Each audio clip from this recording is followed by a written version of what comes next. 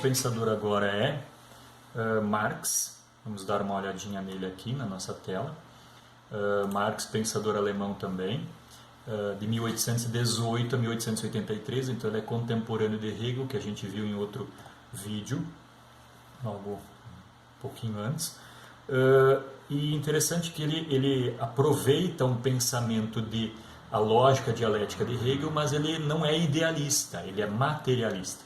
Lembrando, idealismo é que as ideias movimentam o mundo, as ideias fazem o mundo acontecer. Ao longo da história nós temos uma sequência de ideias que vão sofrendo uma mudança, um choque, e elas vão meio que subindo o degrau da história, evoluindo. Tá? Para Marx não são as ideias que sofrem mudanças, mas sim as relações de poder ou as lutas de classes. Que classes são essas? As classes sociais, certo?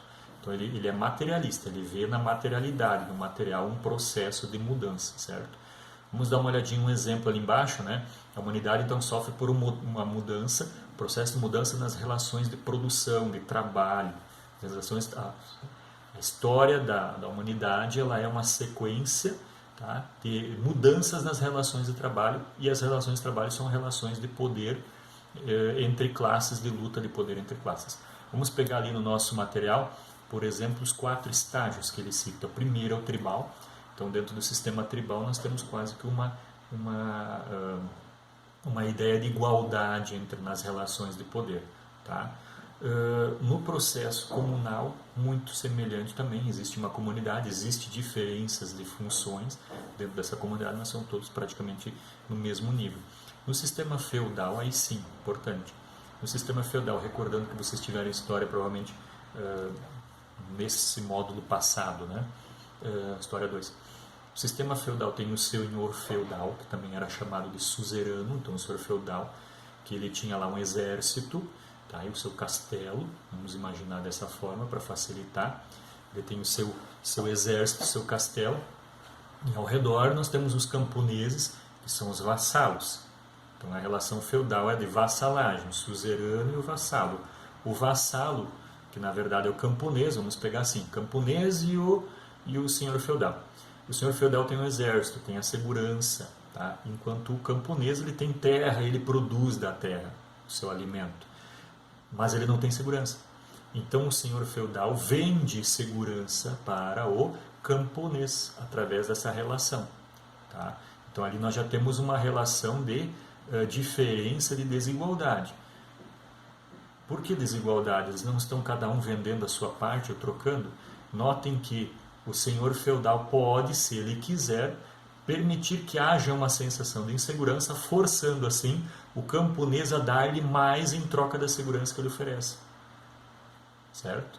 Então nós temos ali uma relação de já uma relação diferente dos outros estágios que nós tínhamos aí, uma relação bem grande de desigualdade, certo? O 4º estágio que o Marx cita para nós é o estágio do período da Revolução Industrial. Revolução Industrial nós entendemos indústrias, tá? E aí nesse período surge uma expressão, surge essa ideia de capitalismo, de capital. O que é capital? É posse. Tá? Então nesse período nós temos os burgueses que têm posses, têm capital, tá? Eles têm a empresa, eles têm a indústria na mão, eles são donos da indústria, que Marx vai chamar de meios de produção, ele tem um meio de produção que é a indústria. E nós temos o povo lá, que também era camponês, agricultor, e que acaba saindo do interior, saindo daquela condição de trabalhador que produz seu próprio, através do seu próprio trabalho, ele produz o seu sustento, ele se sujeita a trabalhar para aquele que tem a indústria. Então ele não produz, ele vende a força de trabalho, ele vende o seu trabalho para o dono da indústria. Ele não é dono da indústria, quem é dono da indústria é o burguês. E o operário, ele vende o seu trabalho, certo? Então essa é a relação capitalista. Tá? Por que capitalista? Porque esse sujeito aqui, ele acumula, ele compra e ele tem um lucro. Para facilitar esse entendimento, nós vamos dar uma olhadinha em alguns conceitos. Né? Então, capitalismo, capital, tá? Aquilo que eu falava antes, o povo sai das regiões agrícolas, rurais, para a região urbana para morar próximo àquele trabalho que é a indústria, tá? Que junta muita gente, né? Consegue concentrar uma produção, consegue concentrar num lugar menor uma alta produção.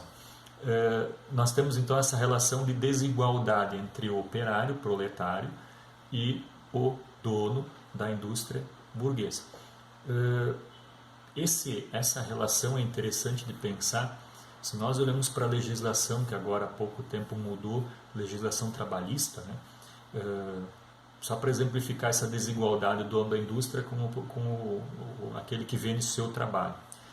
Há pouco tempo atrás nós tivemos essa mudança na legislação e, segundo essa mudança, agora, antes os sindicatos tinha um regramento, né? Não muito tempo, é claro, no Brasil aqui 1930, 40 ali com Getúlio Vargas. Tinha uma legislação específica e ao longo dos anos foi evoluindo. Mas agora nós tivemos, do meu ponto de vista, uma mudança significativa e gostaria que vocês interpretassem se é boa ou ruim. Agora é permitido ao empregador e o empregado decidirem quais as regras de trabalho eles terão, quais as condições de trabalho, remuneração, né? Então existe aí uma liberdade, em nome da liberdade existe isso aí. Você pode negociar, o empresário e o empregado, o empregador e o empregado podem negociar as relações de trabalho. Mas pensem comigo, numa condição em que existe um índice de desemprego relativamente alto, tá? O empregador quer oferecer trabalho, mas existe muito desemprego. O empregado pode vir na mesma condição e negociar como vai funcionar esse trabalho, como vai funcionar esse contrato de trabalho? Ou o empregador pode dizer, não quer o que eu estou oferecendo, então eu vou pegar outro que queira. Então não existe uma igualdade na possibilidade de discussão, na possibilidade de negociação. É o caso aqui que nós vemos na burguesia industrial do proletariado. O proletariado tem que se sujeitar àquilo que o dono da indústria, o dono do meio de produção tem a oferecer. Então essa desigualdade Marx já vai acusar. Os donos de meio de produção acumulam capital, quer dizer, eles pegam o trabalho daquele sujeito, eles geram, vendem o produto que aquele operário produziu e eles ainda têm lucro e acumulam, enquanto aquele, e isso no contexto que Marx está nos dizendo isso, né? Nós estamos aí em 1860 ali, né? Nós temos uma grande desigualdade, né? As pessoas trabalhando por miséria mínima, às vezes em mais trabalho para poder sustentar sua família, enquanto o outro acumula e tem mais. Então isso é interessante observar nesse período. Alguns conceitos, tá? Primeiro conceito do capitalismo, segundo Marx, é a alienação. Quando o sujeito perde a noção do valor do que ele produz, tá? O que significa isso? Digamos que eu trabalho numa empresa de calçados e eu produzo uma empresa de calçados, de bolsas. Bolsas é legal também. Eu trabalho numa empresa de bolsas e uma bolsa que eu produzo equivale tanto, né, ou mais que o meu salário do mês inteiro. Agora, quantas bolsas durante o mês eu produzi? Então, a alienação é quando o sujeito perde a noção do valor daquilo que ele produz. Uma coisa é eu em casa, né, como artesão, faço lá um vaso que demora, sei lá, uma semana, 2, e o valor daquele vaso é aquelas 2 semanas do meu trabalho, né? Agora, um sujeito numa indústria, numa empresa, ele perde o valor do produto que ele produz. Ele não tem noção do valor. Aquilo não é ele. Ele faz uma parte, uma fábrica de calçado, por exemplo, cada um faz uma parte do calçado. Ele não tem mais a noção do valor total. Ele não tem noção desse valor do que ele está produzindo. O que muitas vezes também quer dizer o valor do que ele produz é maior do que ele mesmo. Então, isso chama-se alienação, perder a noção do valor do produto. O segundo conceito que Marx coloca no capitalismo é a mais-valia. O que é mais-valia? Nós usamos a expressão lucro. Então, o dono do meio de produção, ele contrata o empregado em troca de um valor. E esse produto, quando ele vende muito mais do que o valor que ele gastou com o operário, com o material. Então, ele tem um lucro. A esse lucro, Marx chama de mais-valia. E é um lucro muito grande, né, desproporcional. Isso, no ponto de vista de Marx, isso acaba gerando mais desigualdade. O terceiro aspecto importante que Marx cita no capitalismo é a ideologia. O operário não percebe, o que é ideologia? Ele não se percebe sendo explorado nesse sentido. Então vamos voltar lá, ele trabalha, tá?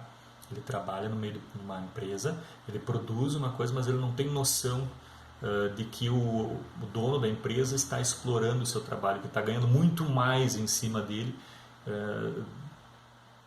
muitíssimo mais, tá? Pagando pouco para ele, certo? A gente nota isso muito bem, é interessante, eu sempre chamo a atenção. Quando as coisas... Vamos pegar o exemplo nosso da região do Vale dos Sinos, que é o trabalho do calçado, de novo, por isso que eu estou chamando a atenção para isso. Quando o calçado estava bem, as pessoas ganham muito bem. Quem trabalha na fábrica não ganha mais ou menos a mesma coisa sempre. Né? Tem um ou outro setor dentro da empresa que ganha um pouco mais gente, né? Mas geralmente as pessoas ganham o básico. E aí acontece por algum motivo, e o dono da empresa ganha muito dinheiro, ele aplica em outros negócios, ele compra fazendas, ele investe dinheiro em outras coisas. De quem ele tirou, de como ele conseguiu esse dinheiro? Às custas do trabalho de outras pessoas. Ok, beleza, está indo muito bem a empresa. Surge uma crise financeira, uma crise mundial, uma crise na região. Quando há a crise, qual é a primeira coisa que o dono da empresa faz? Começa a demitir funcionários. Tá, mas e tudo que ele acumulou ao longo não dá para dividir, para minimizar o problema, tentar? Não, aquilo é dele. Esse é o problema do capitalismo segundo a colocação de Marx. As pessoas geralmente não têm essa noção. Quer dizer, ela acumulou com o meu trabalho. Quando eu preciso, eu ajudei ele a conquistar tudo aquilo. Agora que eu preciso, ele não vai, aquilo é dele. As pessoas não têm isso, não têm noção disso. Marx chama de ideologia, é perder a noção disso. E por último, Marx vai citar uma expressão fetiche de mercadoria, que quem trabalha, se alguém de vocês trabalha em loja, ou comércio, ou marketing, né, se tem a falsa sensação de necessidade de um produto. Então, a moda é um exemplo. Eu estou com um calçado, eu estou com um celular, eu estou com alguma coisa que eu comprei. No ano seguinte, aquilo não é mais moda, então eu preciso comprar o outro produto. E aí nós temos uma coisa que muito discutida, né? Que às vezes a pessoa ela é valorizada pelo que ela tem, não pelo que ela é, né? E isso é uma produção feita dentro do capitalismo. Você é o que você produz, não o que você tem, né? Aliás, as pessoas parecem que elas são valorizadas enquanto elas ainda produzem dentro do sistema capitalista. Quando elas não produzem mais, elas são descartadas. Pessoas de mais idade, doentes, né? Enquanto você é um sujeito produtor, você é importante. Agora, quando você precisa ficar em casa, vamos ver o período da pandemia, as pessoas, trabalhos essenciais, né? Ou grupos de risco. O grupo de risco pode ser descartado, né? É interessante a gente observar esses temas colocados aí. Mas voltando ali, fetiche mercadoria, se dá a intenção, se vende a ideia de necessidade de um produto. E aí você movimenta essa produção, esse consumo através dessa ideia. Tá? O que mais nós temos? Materialismo histórico. Então, segundo Hegel, idealismo histórico. Existe um processo de ideias que vão passando, vão evoluindo, sofrendo mudanças ao longo da história. Para Marx, não. O mundo sofre mudanças e eles são materiais, não são de ideias, são de relações, de luta de classe. Então, nesses vários períodos da história, nós tivemos, na verdade, a luta de classe entre aquele que tem e aquele que não tem, né? E de formas diferentes ao longo do tempo. Foi piorando, né? Foi criando mais desigualdade. A única forma para Marx para solucionar esse problema, aquele que tem e aquele que não tem, certo? A única forma de solucionar esse problema é se houvesse uma revolução do proletariado, daquele que não tem, porque ele sabe o que é não ter. Então, esse aqui não. Um exemplo claro que a gente poderia usar é pessoas que são ricas, eles perdem dinheiro. O índice de suicídio é muito maior aqui em ricos que perdem dinheiro do que pobres que perdem tudo. Né? Não é assim? Então, para Marx, a única forma de tornar mais igual, mais justa a sociedade, sem essa diferença muito grande, é se esses que têm noção do que é ter pouco assumirem o poder. Isso ele chama de revolução do proletariado. Tá? e implantação de um regime, nesse momento, mais ditatorial chamado socialismo. Vejam bem, o proletariado, os mais pobres, os que têm noção do que é ter pouco, assumem e de uma forma impositiva, porque esses aqui não vão se sujeitar facilmente a dividir o que eles têm. Esses que não têm, precisam assumir e aí, numa forma impositiva, dividir, certo? Se depender daqueles que têm, eles nunca vão abrir mão. Segundo Marx, precisa sim o proletariado assumir, porque ele sabe o que é passar necessidade.